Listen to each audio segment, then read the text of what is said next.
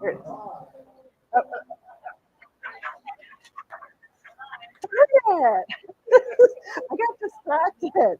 I didn't see a countdown. Did you guys see a countdown? No.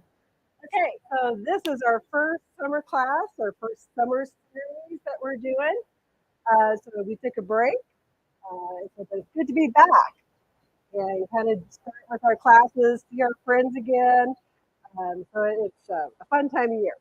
So Lisa Waters Lane, my husband Ken and I own the business. Our daughter Mackenzie is coming into the business. You'll see all three of us here quite frequently, or at least two of us. Ken, you never know. He kind of comes and goes, comes and goes. But Kenzie and I are usually here. So Ken is off visiting. I'm jealous, very jealous. He went to Texas. He's visiting our daughter and our new grandson, who's 4 months old now. So he had a chance to get away, and he took it. And I said, okay, fine. I'll be here. But now tell us about where you were. How many weeks in May? It wasn't in May. It was in March. Oh, my. I went to Poland in March with my granddaughter and my three grandchildren who are half Polish. We had a great time. If you've never been to Poland, I highly recommend going. It's a beautiful country, lovely people, definitely worth going to. But he's in Texas. I'm here. So this week's class is berries, so blackberries, raspberries, strawberries, blueberries, grapes, and probably a few other things that we'll cover. So it's kind of a wide overview. Each of these plants, you could probably teach an hour class on one plant or one type of plant. But this is a broad overview. So if we did answer, I'm going to try and answer questions as we go along. If I didn't get your specific question answered to your satisfaction, come talk to me later. Because like I said, there's a lot involved with these guys. So we're just going to go broad on it. So we're going to start, I think, we'll start with raspberries, because that's a fun one. How many of you guys are actually growing raspberries, blackberries? Oh my gosh, a lot of you. How exciting. We grow them in our yard. We have raspberries, blackberries in our yard. And we just kind of do it for fun. We're not doing it for heavy production. We're doing it because we like to bring the birds into our yard. We'll go out there and pick a few while we're out in the yard. We're not doing it for heavy production. We're not canning. I refuse to can and make jelly. Although I used to. We lived in Skull Valley, but I don't have time now. So, if there's a little bit of a difference whether you're growing for production or whether you're growing just kind of for your own enjoyment. So, but we'll start with raspberries. And raspberries, there's a lot of different kinds of raspberries out there. The candy. So this is the candy raspberry, Canby. So this is the most thornless raspberry you will find. Does it still have thorns? Yes. Does it have a bazillion thorns? No. So the candy is a good one if you just want to kind of be out there picking fruit. You want your kids, your grandkids to come out and pick fruit. It's a great one to use because it's not going to, you're not going to look like you got into a cat fight by the time you're through picking up it. So most of your raspberries are, almost all of them, there might be a few, they produce fruit on their second year wood. So there's primicanes and floricanes. So primicanes are your first year wood. So canes. So all these coming off of here right now, they're going to be primicanes. First year, you're probably not going to get a lot of fruit off of them. You might get a little bit, but you're not going to get a lot. You want to leave those. You're not going to prune those off because they're going to produce fruit. So when you're talking raspberries, really important to know what to prune and what not to prune. Otherwise, you're not going to get a lot of fruit production off of them. So typically, when you have these guys, and Raspberries are almost all brambles, which means they're all going to vine out. But you're going to have a way to support them. But they're all just kind of keep growing out. So you can do, a lot of times people do the trellises. We have a few stakes, a wire across at 3 feet, a wire across at 5 feet. That's typically enough. That's all they need for support. You can grow them on trellises if you want to, totally up to you. But they're going to continue to kind of flow out. So they do need some space. You want to probably give them, probably 6 to 8 feet of space because they're going to get big. So you're not going to fit them in a little tiny spot in your yard. You're going to want to give them some space. Almost all of your raspberries want full sun if you're going to get good fruit production. You can grow them where they get some shade. You're not going to get quite as much fruit as you would in a full sun area. Raspberries and blackberries, well-drained soil. So if you have some of those heavy clay areas, if you're in Granville, Prescott, where you just got that thick red clay, you're definitely going to have to amend that. Or another option is do raised beds. So berries, raspberries and blackberries, they need about a good foot and a half of soil. So if you do a raised bed, you're going to give it a really good environment. It wants well-drained soil. It likes that sandy, loamy soil. So if it's sitting in mucky clay, you're going to get a lot of root rot, which means you'll have a very unhappy plant. So that well-drained soil is hugely important for your brambles. So keep that in mind when you're looking where to put them in your yard. So like I was saying, I got off course, but I'm back on course now. Primocane and floricane. So your first year canes are not going to produce a lot of fruit. It's the second year wood that they grow fruit on. So when you are out there in your yard and you notice, oh, this cane is producing a lot of fruit this year. It means it's a second year cane. It's producing. So what you need to do is tag that one so you know you need to cut that or prune that cane out come spring, early spring, winter, and because it's not going to produce fruit again. So there's no point in leaving it on there because it's basically kind of a dead wood. It's not going to produce any fruit for you. A good way to kind of keep track, Ken taught me this. I thought it was really smart. So this is the tape to kind of keep birds off of your fruit because the birds know when your fruit is ready, even if you don't. They're out there. So when you see that your fruit is developing, it's starting to turn color, it's going to about be giving you fruit, tag it with some bird tape. Don't put it on too early or the birds get very habituated to it. They don't care. They're like, yeah, I've seen that. Who cares? But if you put it out when that fruit's almost ready to go, it's going to be new to them. They're going to be cautious. They're going to watch it. So you're going to discourage them from getting your fruit. They may take some, and that's fair. We can share. But also tagging it with the tape helps you remember in February, oh yeah, that was a fruit producing cane. I need to cut that one off. Yes. Closer to the main branch. Yeah. So yeah, you can cut it way back. So it's always, because you trust me, come January, you are not going to remember which produced fruit and which didn't. So it's always a good idea to tag those fruit bearing canes this year and then prune them in the early spring, late winter. Most of your raspberries, like I said, produce fruit on second year wood. So this one, it's the red raspberry. This one's Williamette, and I just touched it, and I can tell you there's a lot of thorns on this one. But it's a very old, it's been around, it's a variety that's been around forever. It's a good, stable producer, a good one to have out in our area. This one is Falls Gold. So Falls Gold is probably one of my favorite raspberries. The color doesn't exactly look real appealing. because it's not really red.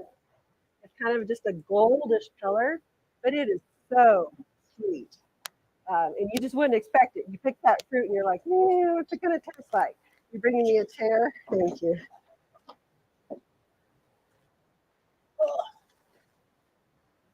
He's a big guy.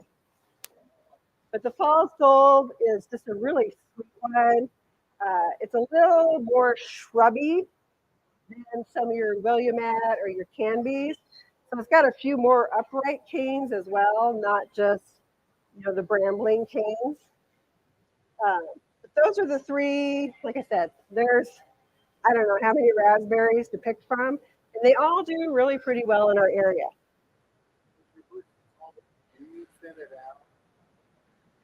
You always want to be cutting those older canes out of there because they're not going to produce the next year. So yeah, you're never going to completely ignore your raspberries or your blackberries. You're always going to need to prune them if you want good fruit production. Very important. Yeah, this one's a little more bushy than the others too. These guys are definitely do the long trail brambles. Fall gold is a little more upright, but it will also bramble out. So you got to give them space, like I said before. Also, when you plant, and that goes for all of these guys, when you plant them in our soils, make sure you're amending, make sure you're using the mulch when you plant. Our soils here are just, if you've ever dug in our soils, not a lot exciting going on in there. We need to amend it, gives it air, gives it organic material back in there. Hugely important when you're planting any of your fruits to amend that soil. I also recommend in the winter, go ahead and throw some more mulch on top. There again, you're getting more organic back into the soil. Any questions on raspberries? Oh, heavens no. Yes.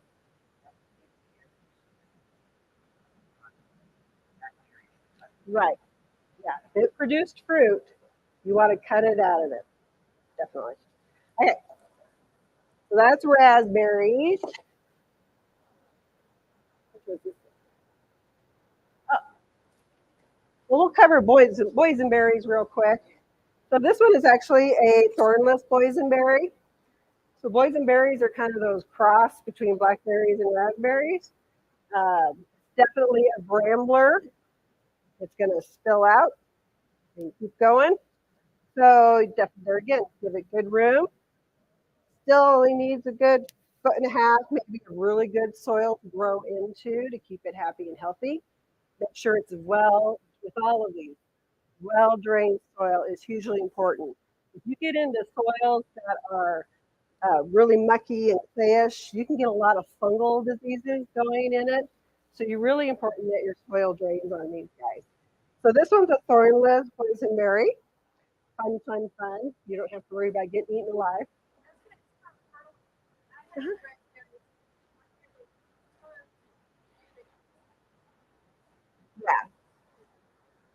Yeah. So feeding is very important. I'm going to kind of cover that because they all kind of need the same. So let me cover the blackberries and then we'll talk about fertilizing because they kind of all need the same on there. So boysenberries, do well. These are blackberries. This is triple crown. This one is black satin. So black satin is a thornless blackberry. Triple crown is not. Both of these are going to produce fruit on your second year canes. Now they have come out with some newer varieties. Prime Arc is one. I can't think of the other. They actually produce fruit on your first year canes. So they're coming up with some newer varieties to get a little more production out of them. So they produce lightly on their first year canes. They produce heavily on the second year canes. And then there again, cut them out of there, cut those fruit producing canes out of there so you get more production for next year. I don't think I have any of the primocanes right now. Everything we have currently is going to produce on that second year cane. But when you're purchasing and you're looking at them, check to see what it is because it would be really important. Um,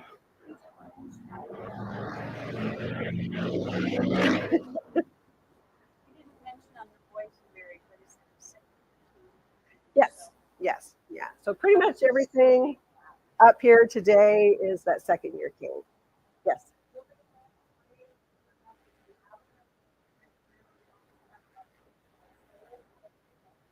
So her right. So her question is, can you grow them in containers instead of just in the ground? You can make sure your container has good drainage. It will limit anytime you grow something in a container, you're going to limit its growth. So they're going to stay a little smaller. So you might get a little bit less fruit production. That just depends on what you're growing it for. But yes, you can grow it in a container. Anything grown in a container, even when it's dormant in the wintertime, make sure you're watering in the winter, especially in a container, because that root is still active. We need to keep it hydrated. If you don't water it in the wintertime, you're going to have pretty severe dieback come spring. Yes.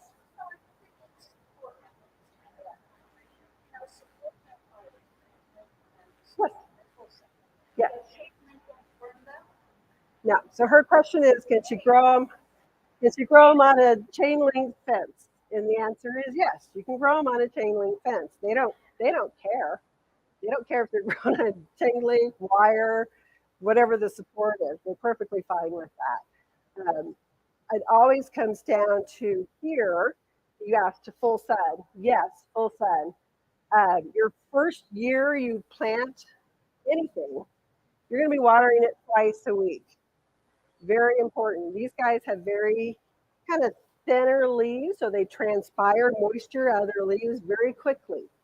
So you've got to make sure you're keeping them well hydrated. So twice a week watering.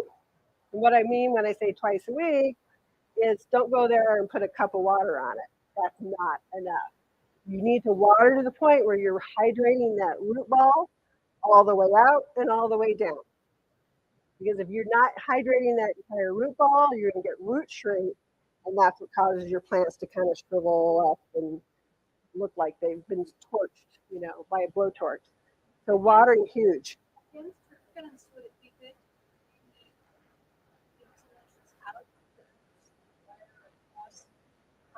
In the front.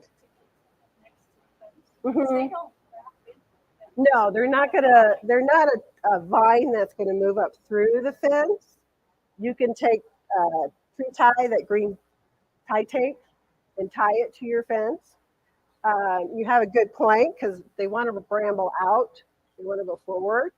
So you would just be taking them and pulling them out and tying them to the fence and kind of keeping them that way. They will, I mean, to an extent, they'll grow around it, but you're going to have to give them a really good start to get them started on there. That makes sense? Okay. Where I was. Oh, watering. So with all these guys, make sure, like I said, twice a week watering on a new plant. Your following year is a once a week watering. There again, when you water, make sure you're adequately watering. If you're watering on a drip system, what I tell people is after your drip has run, because people go, how long do I water? Oh. When your system has run, go out and check it. It should be moist a good 6 to 8 inches or more down. If it's only moist, the top 2, 3 inches, you need to run that system longer because it's not getting deep enough down into the root ball. Always check.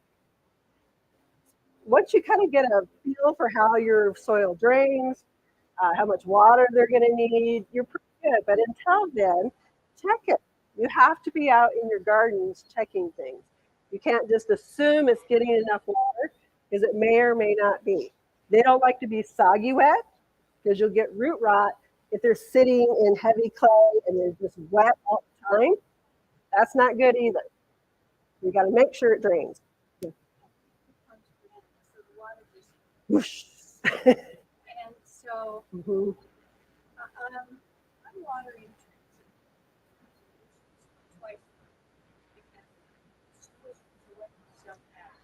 I would say your old trees probably still only need it once a week, but a good watering once a week because they got roots everywhere.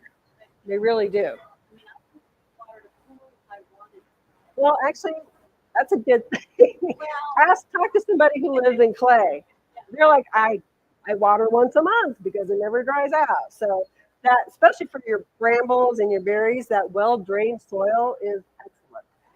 When you plant, add some mulch. If you have that real sandy, loamy soil, make sure you're adequately putting mulch in there because that will help it maintain that moisture in there. Yeah, yeah. Well, you're still, I think you're still better off than some of us with the heavy clay. Ah, gotcha. Yeah, they do a lot of flood irrigation down there. Um, so blackberries, that's my poison there. Thought I grabbed another one. So blackberry is one of those ones that I think it's the triple crown actually. That is more upright, so it's not as brambly.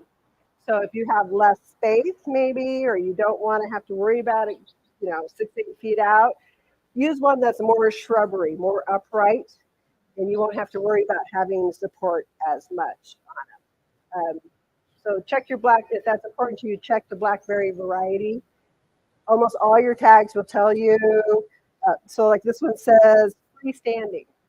So freestanding means it doesn't need that big trellis support, the big bramble support. It's going to be more upright. So read your descriptions on your tags. Monrovia makes a really good tag. Read your descriptions on those. Any questions on blackberries and raspberry? Yes, sir.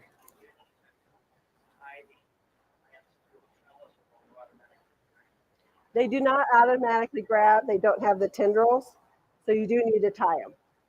And usually the green tie tape is probably what I like the best because it's not going to cut it. It's not going to cut your canes. Yes, sir. So fertilizing these guys.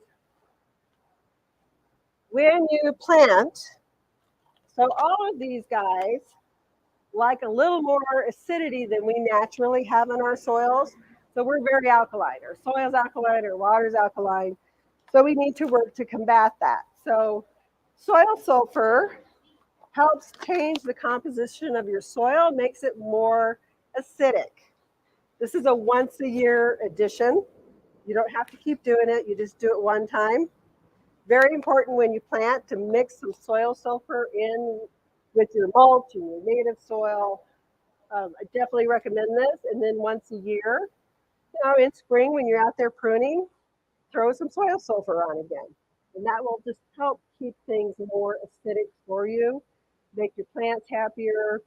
You won't get as much yellowing out on your leaves. So I definitely recommend the soil sulfur when planting. The couple of other additions you can use as well. So bone meal or superphosphate. So these are your phosphorus. So your numbers in your fertilizer, nitrogen, phosphorus, potash. That middle number, that phosphorus, is what helps strong roots and it helps things produce blossoms. So the healthier blossoms you got, the more fruit you're going to get. So bone meal is the organic. To put in, it's 010, so it's just phosphorus. Superphosphate is 018. This one's synthetic. Both work. It's your choice. You like organic? Go. We got both options for you. So this is gonna, there again, mix this in when you're first planting and use it again yearly. Questions on that? So this one, this is our waters. This is the fruit and vegetable food that we produce. It's all organic. This one you can kind of use through the season. It's a slow release. It's going to feed for about 3 months. Start using it in spring. This is going to have everything you need for general, good, healthy plants. So it's got the nitrogen, it's got the phosphorus, it's got the potash. This one also has calcium in it, which is good for the plants here. This helps with good plant root development and production. So these are once a year. This is about every 3 months. Okay? All right. Since we're talking about additions, so first plant, this is our root and grow product. So when you first transplant, especially here in our soils, in our climate, anything you can do to give an advantage to your plants, whether they're vegetables, herbs, berries, trees, grass, you name it, using a root and grow is hugely beneficial. You're going to use this about every 2 weeks after you first plant. It is an organic product. It's like a tea. It looks horrible. I'll be honest with you, it looks horrible, but it is excellent. It's also great for anything that looks like it's struggling, or something, maybe something got dried out. You accidentally missed a watering, or your irrigation got plugged. This is tremendous. It helps it form new roots, helps it get past that stressful part. It feeds the mycorrhizas in your soil, and that's what makes your roots want to go out to those nice mycorrhizal colonies. I always recommend when you're planting, use the root and grow. It will make a huge difference. And you're going to use it more than once. A lot of people just go, oh, I used it once, I'm good. No, use it every 2 weeks, at least for the first month or two, I would say. Because the stronger root system you have, the healthier plant you're going to have, the more fruit you're going to have, and it gives you a little error for mistakes. Because we all make mistakes. Yes. So asking how you apply it, good question. So this is concentrated. You're going to use 2 ounces in a gallon of water, and you're going to water in with it. So when you're first planting, you've got it all tamped in, it's ready to roll. I say water with your hose or your watering can. Mix up a gallon or 2 of this, and then water in with this. So it's really great product. You can actually use it for a houseplant fertilizer. It's got a lot of uses. Great to have just in your garage or your garden shed to use as needed. All right. No, it doesn't smell like fish emulsion, but it does have a unique odor. I use it on my house plants, but I don't let it sit. So if the water drains through, I don't let that water sit there because it is organic. Yeah. So, okay, blackberries, raspberries, any questions? We're ready? Yeah.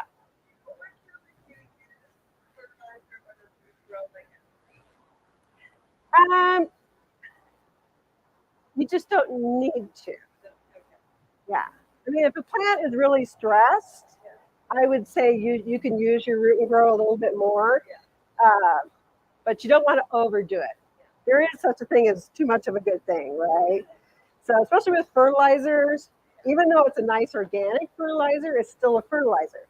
We don't want to burn those new roots. We want to be real careful with those guys. Okay. All right. We'll touch on blueberries real quick. Anybody grow blueberries?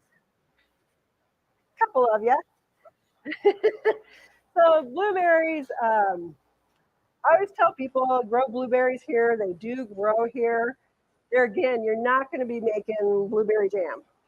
It's fun to go out and grab some and eat some. My grandkids love to come over and grab a handful and eat it, but you're not going to get huge production.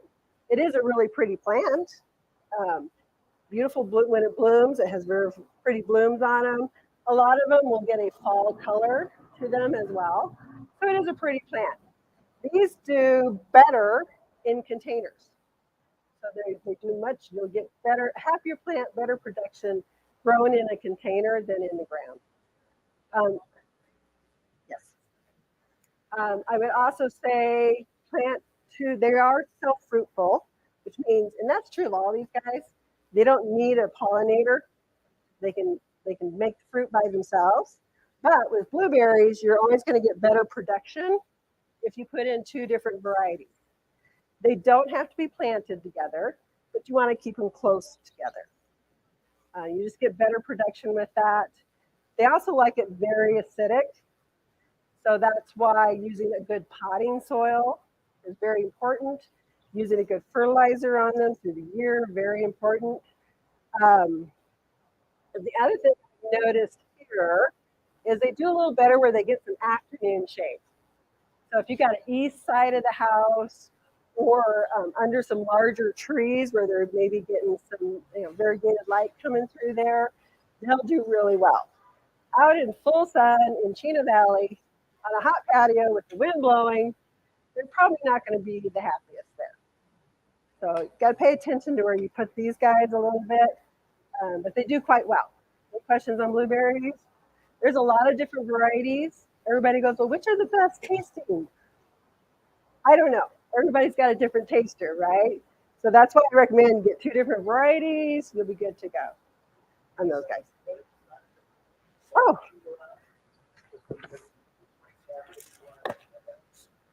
Okay. So the sign-up sheet, if you want to get the handouts that kind of go over some things that we've talked about in class, just need your email, your name, first name, last name, and email address, legibly written. Good luck with that.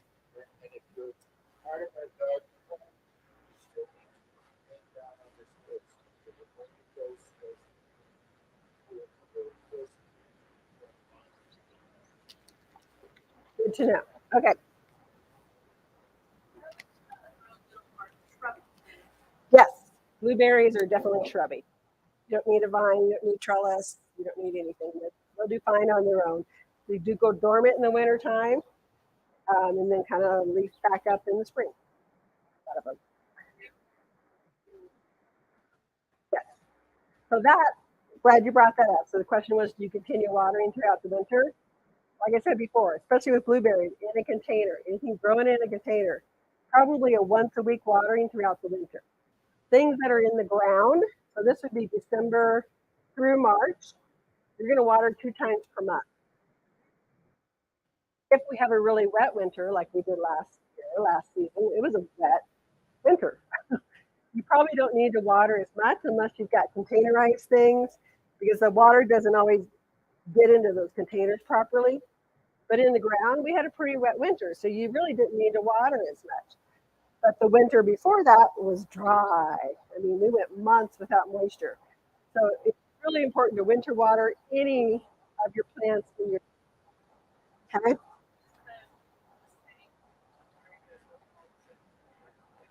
Yes. Yeah.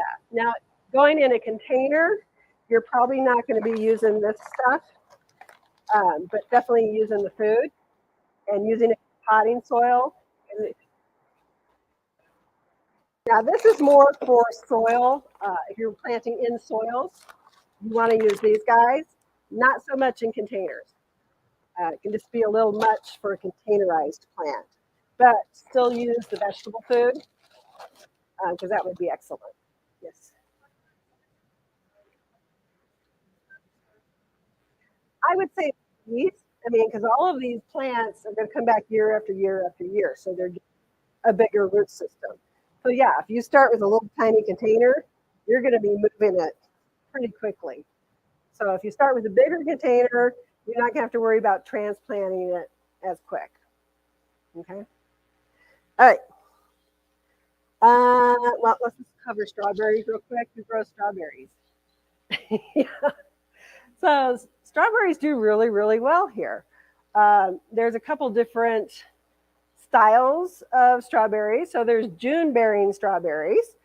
Those you going to produce most of their fruit in June, hence the name June bearing. Great if you're doing canning, that kind of thing where you want all your production at once. That is a good way to go. Otherwise, go with an ever bearing, which means it'll start producing probably in June and kind of go all the way through the season.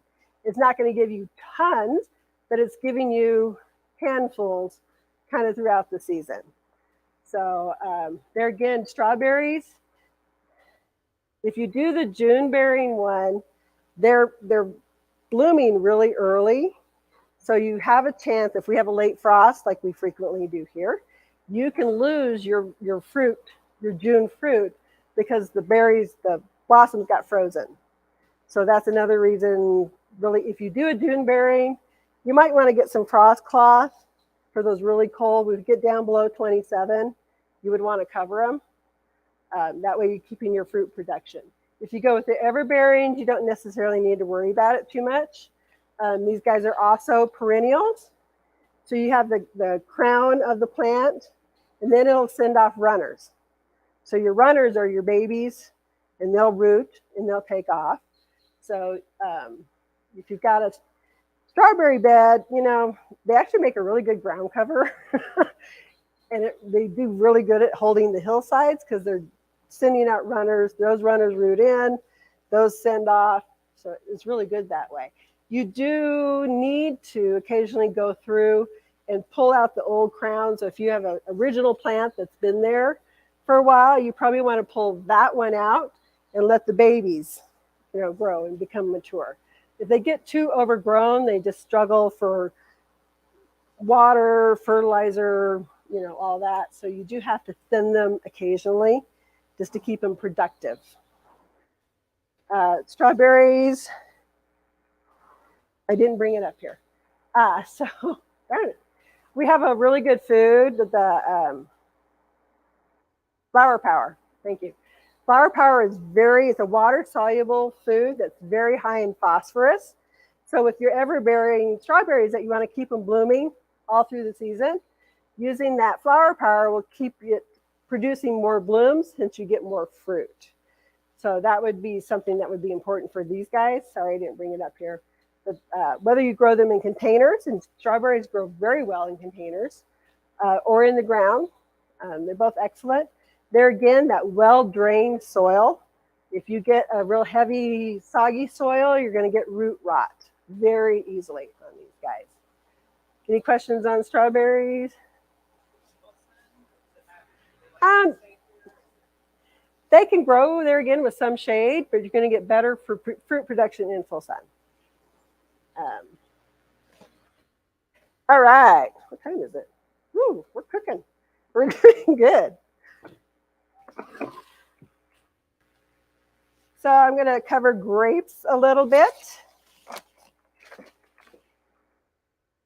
Anybody grow grapes?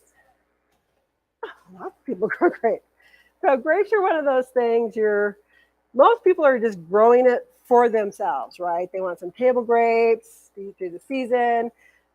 Most people, not everyone, they're not growing them to make wine. If you're growing them to make wine, it's a whole other class. Because it's all in the pruning. There's so many details to go into wine making grapes. I'm really not going to touch on that. I'm going to hit more just on your table grapes. So there's a couple different kinds of grapes. There's actually 3, but we'll cover 2. One is the American grape. So the American grape likes the cooler seasons. So it's a zone 7, warmer seasons. It's a 7 to 10. So we're like a 6B to 7 in the Quad City area. So the American grapes, I think I'm getting that right. You know what? I'm going to double check myself because I don't want to tell you wrong. Oh, don't worry about it. Okay, yeah. So American grapes are 4 to 7. So they like the cooler seasons, cooler weather. The European grape is more of a 7 to 10. So it likes it hotter. Most of your wine grapes are European grapes. They like that warmer climate. So there's a couple, most of them that we sell in, the Flame seedless, Thompson seedless, all those guys, those are more of the American grape. Monrovia has hybridized them. So they've come out with the ones that they call their Zestful series. And you can see look at the fruits on this guy. That's going to be a lot of fruit. So they've hybridized it so that it can take the cool or the heat. So it's a really nice grape for our area because we're kind of right in that middle of that zone, right? So this will kind of just do nicely here, give you good fruit production. Grapes, you do want a lot of room for your grapes to grow out on. You're probably talking 15 feet is as much, maybe 15 to 20 to space them if you're going to put more than one in. Pruning on these guys, so grapes produce fruit on new wood. So every year they produce on new wood. So when you prune, you're going to be pruning pretty significantly on these guys. You're going to feel like, oh my gosh, I'm cutting it back. There's nothing left. And if you feel that way, you've done a good job of pruning because you need that main trunk. And then you want about maybe a foot or so left after you're done pruning. And that'll be in there. We get like late January, February is when you want to prune. So you can prune them back fairly significantly if you want to keep your fruit production going. If you're just growing them to cover, a trellis or a pergola, and you're mainly just growing it for the greenery and the covering, you don't need to cut them back as severely. But if you're growing them because you want those table grapes, you're going to have to do some pretty good pruning on them every year because they produce fruit on new wood. Does that make sense? So you tag them the same way you've been talking about? You don't need to tag them because you're going to be cutting them. You're going to be cutting them all back. So when you're done, you're going to have your main cane. You're going to have probably 2 or 3 side shoots, lateral shoots, that are probably going to be about a foot long. Okay. The visual, look it up, because the visual will help you understand it. I understand, but my question would be then, the 4 canes, say, that you leave, had those produced fruit? Like, can you choose any Yes, to leave? because they're always producing on new wood. Yeah, so it doesn't matter if it produced last year or didn't produce last year. You want to cut it back. Got it. Okay. Yes, sir. These cuttings, can you put them in water and have them grow roots or anything like that? Will that happen? You can try. I always tell a gardener, give it a whirl and see what happens. Usually, yeah, you can get them started in water, but then you want to move them into you don't want to put them from water into the ground. There's a step in there you want to cover too. So we can talk about that. Pardon? Yeah, into like a sandy or a perlite or vermiculite, because sometimes those roots in water are different than the roots that you need in the soil. But grapes are very prolific. They could probably do that. So you kind of, when it comes to pruning your grapes, it depends on what you're wanting your grapes to do. Like I said, if you're using them to cover a pergola, you probably don't want to cut them way back because every year you got to wait for them to grow back out again. They'll still produce fruit for you if you don't cut them back. You're just not going to get as much fruit. Grapes are very deep rooted. So I don't know how well they would really do in containers. They're probably one of those plants that's going to do much better in the ground because they are a very deep rooted plant. They also like their water, especially when they're producing the fruit. You don't want to cut back on the watering because then you just get really tiny fruit, or you get fruit that dries up. You get raisins, I guess. So it's very important to give them adequate water in a well-drained soil. No soggy soils for these guys. Your fertilization, there again, using your soil sulfur, using your bone meal, using the water's all-purpose food. All of those would be very important. Definitely winter water, these guys as well. Any questions on grapes? Yes, ma'am. What about bugs? Bugs. Yeah. So grapes they get a grape leaf skeletonizer, which is like a little beetle that gets on your leaves and it eats the fleshy parts but leaves like your veins. So it almost looks like a lacy leaf on there. A lot of things take out a skeletonizer, and it depends if you want to go. You can do permethrin, indoor outdoor spray. This is not organic, but you can use it on your fruits and veggies. Takes out a wide variety of insects. So I do like this one.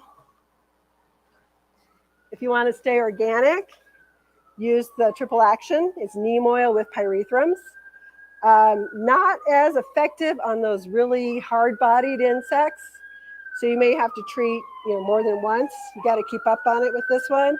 But if you want to stay organic, it's a good way to go. So mainly the grape leaf skeletonizer on this. Sometimes they get spittlebug. You guys ever seen spittlebug? It'll happen sometimes on your fruit. It's a little bug, little itty bitty insect, and it creates like spit. So you walk by and you're like, ooh, who spit on my bushes? And it's just real gooey and icky. It looks horrible. Really pretty easy to get rid of. Just hose it down really well. You might treat it with the neem oil. So they do sometimes get spittlebug. That's usually in July. I kind of start seeing spittlebug. As always, keep an eye out for aphids. We're in aphid country. It's just always something to keep an eye out for because they're out there. Sometimes they're worse than others. So as with all your plants, if you start seeing shiny leaves, things that look real sticky, you probably got some aphids. If you got a lot of ants going up into your trees and shrubs, the ants and the aphids have like this symbiotic relationship where the ants take care of the aphids because they want that sweet, sticky poop that the aphids produce. So as with anything, just be out there at least once a week and check your plants. See if you've got aphids. Blister beetles, they come in, they're again, usually end of June, and they can come in to defoliate an entire plant in a matter of minutes. So I always encourage people, get out in your yard, check it out. If something looks weird, you're out in the kitchen looking out in the yard, you're like, well, that plant just looks weird. Go check it out. Because we can treat a lot of problems, save a lot of plants, but if you let it go, you're going to have issues. So insects aren't the only thing. We also get fungus here. And some of these plants, grapes especially, some of your berries, if they don't have good air circulation around them, or if you're, especially in the monsoon season where we're getting a lot of moisture, you can get a lot of funguses developing in the soil and on the leaves. So powdery mildew on grapes is pretty common. It looks like they need dusting. Be a nice kind of powdery cover on there. Fungicide 5, it's a nice organic fungicide. It's a super, super fungicide because you can mix it up and treat the soil if you have a soil-borne fungus, or like powdery mildew where it's on the leaves, you can spray the plant and it treats it that way too. So this is a good one just to kind of have on hand, especially before those monsoon seasons come. Also really good on if you're growing zucchinis or pumpkins, those big leaves that tend to get a lot of powdery mildew. This is great for that. Keeping them, you want good air circulation. The other thing to help with fungal issues is make sure you're watering at the base of the plant. Try not to do an overhead sprinkle on it because that's how you get a lot of funguses going as well. Always better to water at soil level than overhead. Now when monsoons come, we can't control that.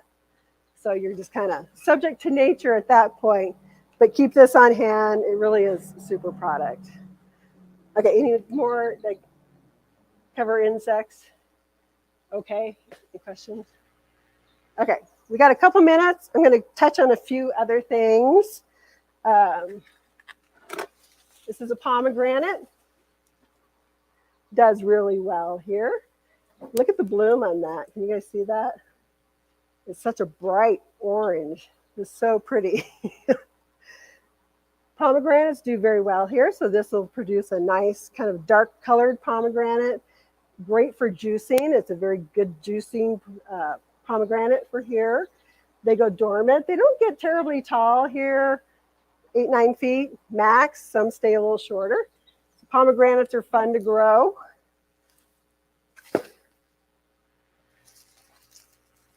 This one, so this is a kiwi. I know. You guys just went, oh, I don't have a kiwi. So this one's put out by Monrovia. It has the male and the female grown in the bucket because you need them both to get good production. So this is nice. So you don't have to worry about, do I have the female? Do I have the male? They're grown together.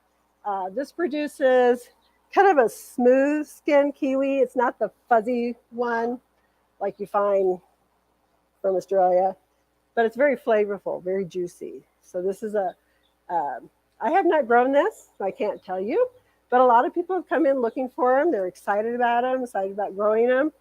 Well, let's just check it out and see. Oh, very cold tolerant, -30. Wow. So I think it'll make it. If we get that cold here, I'm moving. That's all I got to say. So That shocks me. I know. So definitely take our cold. But it could be a fun one to try if you've got some extra room in your yard. I think it would grow well in containers too.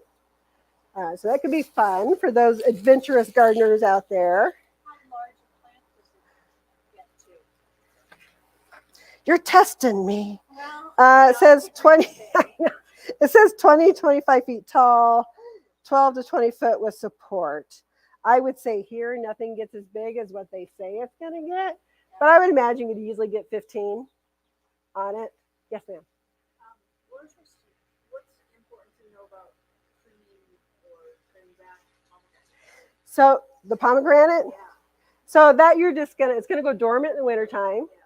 You're just going to shape it, trim it, cut any, branch, kind of like your normal fruit tree production.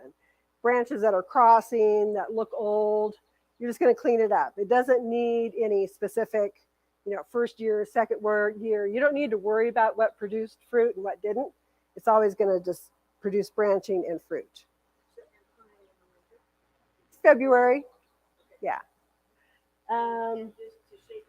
Correct. Just going to cover a couple things real quick for you guys. If you're in a gopher area, yes. Does that need a trellis or anything? No, it's just a shrubby bushy tree. If you're in a gopher area or you suspect you're in a gopher area, please use a gopher cage when planting. It will save you. So these are like a little mesh cage. So you dig your hole, you put your plant in there, you plant it just the same, but it's going to give your roots enough protection that if that gopher comes in, you're still going to have some root there. It's not going to eat it all the way to the ground, all the way to a stub, and then just fall over. So if you think and gophers are everywhere anymore. When I first moved into my house, we're kind of up by the high school. We never had a gopher, ever. Probably for the past 5 years or more, we've trapped a lot of gophers out of there. So you probably do have gophers. You may not know you have gophers, but you probably do. Okay, gopher traps, very effective. You have to deal with the carcass, but they're very, very effective here. We've used them quite a bit. I use the traps because I have animals, so I don't really want to put the poisons down there.